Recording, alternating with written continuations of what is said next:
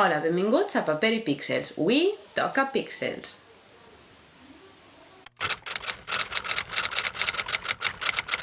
Avui vull parlar-vos de l'obra L'artista torturat de Joey Gebel.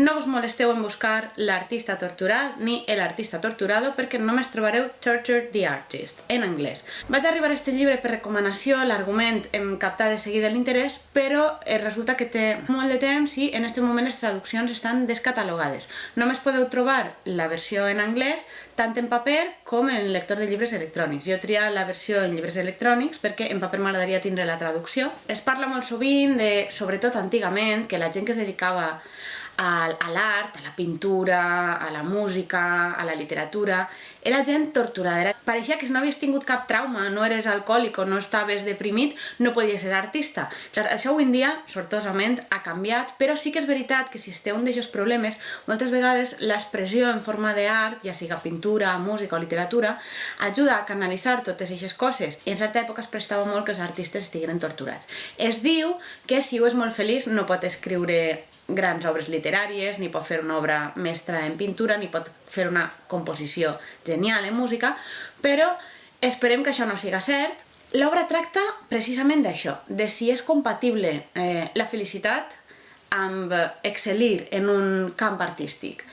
És una societat misteriosa que té una espècie d'acadèmia on se seleccionen persones que tenen algun potencial especial en algun camp de l'art o en diversos, com en el cas del protagonista d'esta obra, que és Vincent, i se'ls porta a l'acadèmia per a formar-los.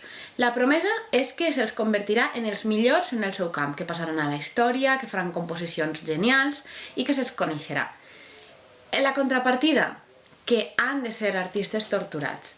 Els artistes no ho saben, però se'ls sabotejarà la vida a canvi de prometre'ls desenvolupar aquest potencial al 100%. En el cas del nostre protagonista Vincent, li poden matar el gos, per exemple, o estropellar-li la relació amorosa que tinga amb la seva nòvia, li poden cremar la casa, li poden fer mil coses, però el cas és que el convertiran en un desgraciat emocional, per tal de convertir-lo en un gran artista. Eixa és la premissa. De moment només vaig pel principi, però és un argument molt interessant, vull veure com es desenvolupa, vull veure si es planteja si realment és necessari, o si el personatge és capaç d'esquivar tot això i realment ser feliç, o si tria ser feliç en lloc de ser un gran artista, o si es poden aconseguir les dues coses. La veritat és que és un punt de partida molt original, que jo no havia vist en cap llibre, i em va agradar molt des del moment que me'l van recomanar i ara me l'he començat. Quan l'acabe em faré una ressenya i vos recomanaré si val la pena o no. Si ja coneixeu l'obra o si ara vos pica l'interès i l'agafeu, per favor, deixeu-m'ho com sempre en la secció de comentaris.